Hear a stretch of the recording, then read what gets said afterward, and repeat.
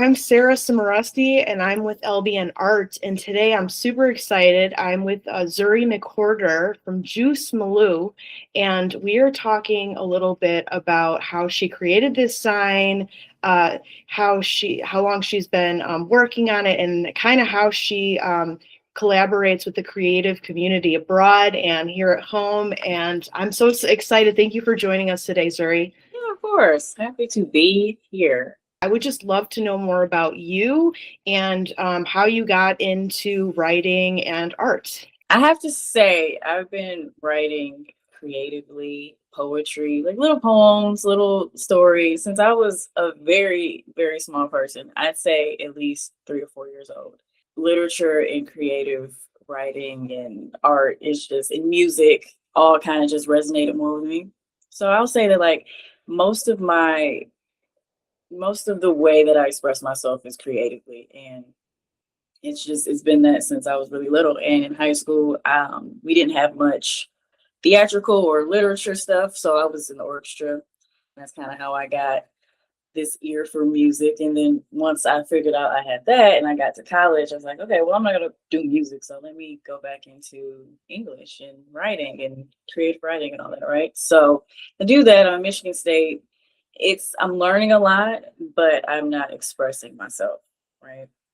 So I decided to go and study abroad in Ireland for a bit, and that was cool. And that revved up the engine again. That got me writing poetry and seeing plays, and the curriculum was dramatic writing, so we were doing a lot of theater anyway. But once I got home, like I usually do when I start something new or creative, I'm like, okay, I get the picture. I'm gonna go do it on my own now. So I dropped out. I dropped out of Michigan State. And for the next, I'd say like almost 10 years, I just did freelance writing and took workshops and got on the scene and met artists and dated artists and collaborated and just lived that really cool, I guess you would think like New York in the 80s, but it was Detroit in the 2010s.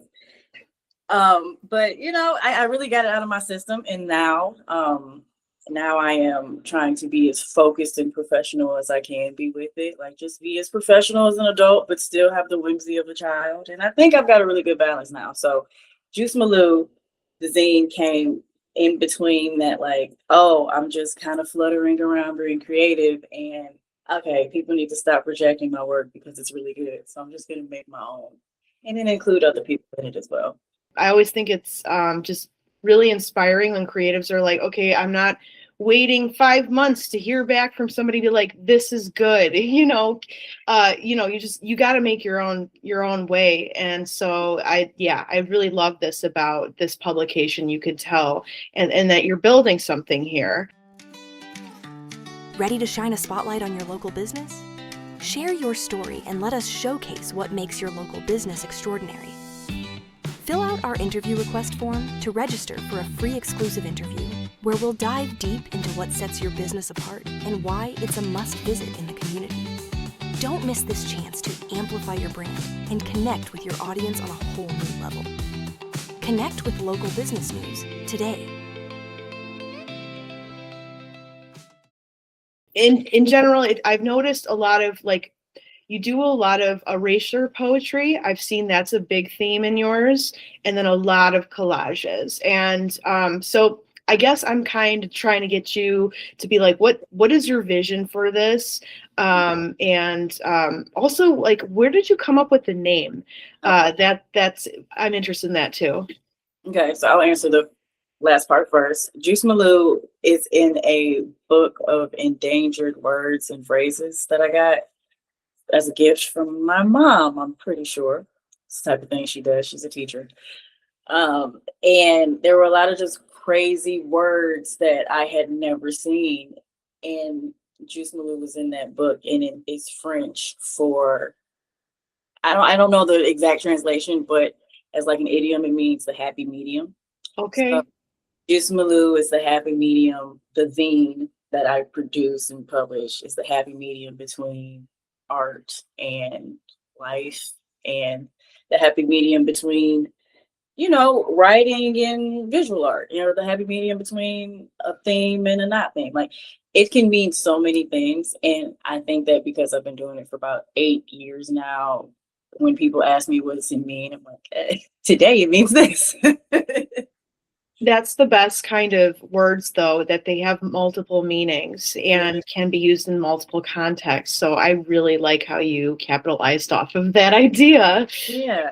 So from there, once I figured out that, and you know what, I can't remember because it was so long ago. I can't remember if I came up with the name first or if I knew the name and then thought about the zine and pulled it out of my head. I can't remember now, but I guess that's a good thing. But for the future of the zine, because I just finished the 19th issue. So the next issue, I'm trying to decide if I want it to be an anthology or a theme. This most recent issue was unthemed just because I wanted it to be a little thicker. I wanted people to have more freedom in what they submit. And I liked putting it together and kind of just not necessarily making themes out of the pages, but placing things together that just naturally felt right. So this last one was really cool. It was about 42 pages, and I had at least 55 people in it, including myself. I included a story I wrote in a creative writing class at Wayne State last year. Yeah, I read it. I really enjoyed it. It was cool. I could see myself in your shoes there.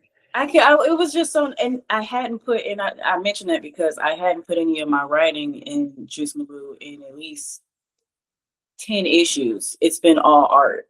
It's been all collages.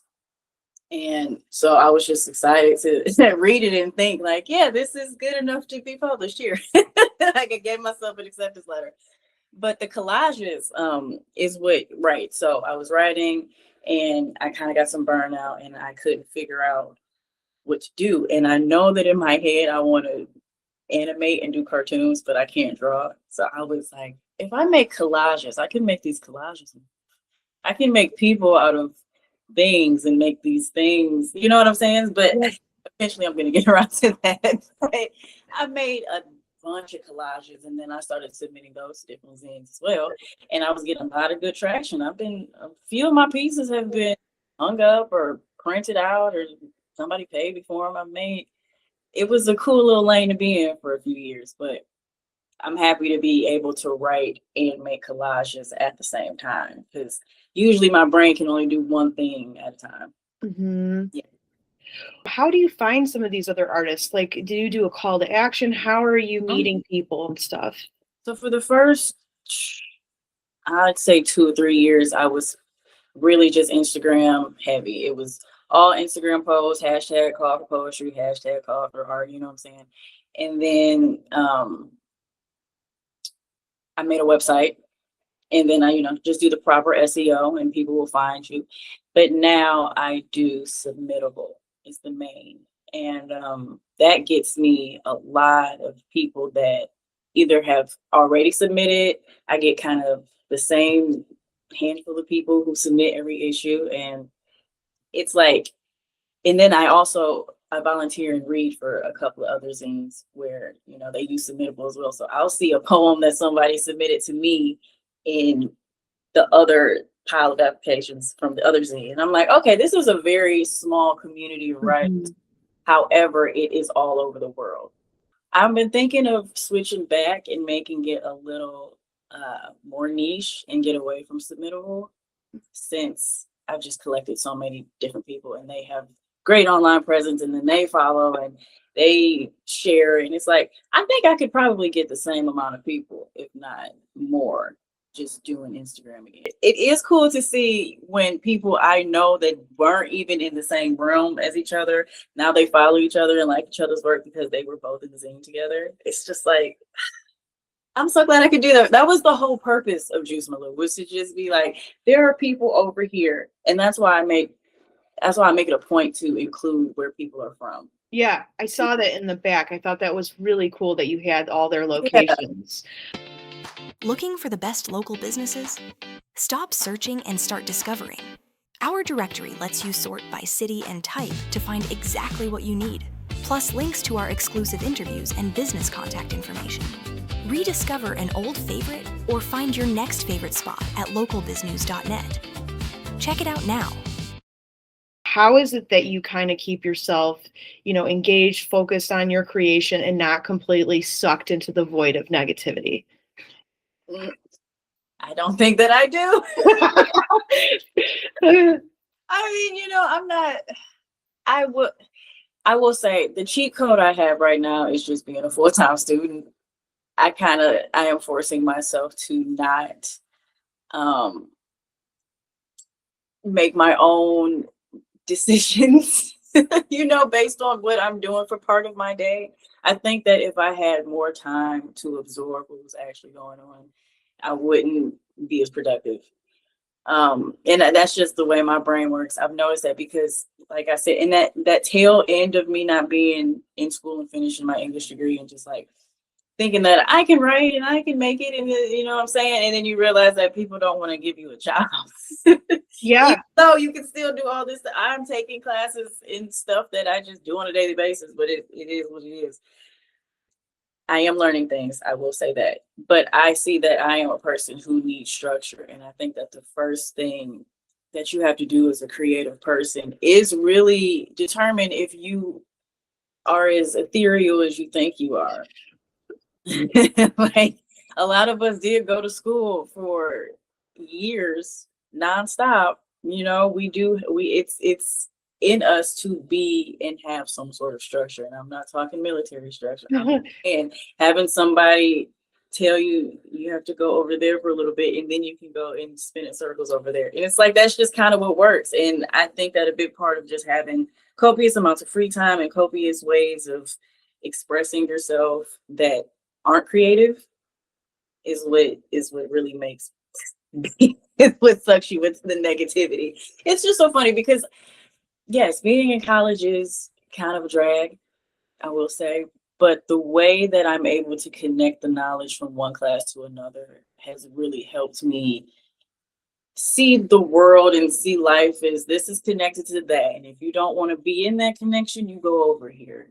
It's difficult to see if you're just kind of standing far and away from everything. You got to get close up to the things that are going to drive you. And I think that me spending so much time being a creative, I wasn't as happy as I am splitting my time as a grown adult. Yes. It's like you gotta give yourself some credit of being, yes, you want to be a child, yes, you want to be whimsy, but you also have to realize you are an adult. And every decision you make when you wake up in the morning is going to take you to the end of the day.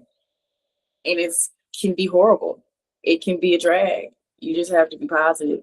But all that to say, I think me becoming a little bit boring is what is keeping me from being negative. As a creative, just floating and, dreaming and then getting sucked into the void it's not helpful for you as a person and what you could be doing. Like there's so many creatives out there that have these amazing ideas and just need a little bit of structure in their life. Yeah. And that's how they funnel that into their life. And I love how you talked about having, being able to take a step and not look from a non-linear or you're looking at from a nonlinear perspective. That's so important because I think you're like school, check, into the first job, check. Like the ladder is not exactly there so much for us anymore. And just in general, I think that's the goal. So yeah, thank you so much for this is like one of my favorite interviews so far. So yeah, I'm so glad I got to talk to you. You are super wise, and I'm glad you're happier and in a better place, and I hope you continue to get to do that. Thank you so much. Yeah. It's been great.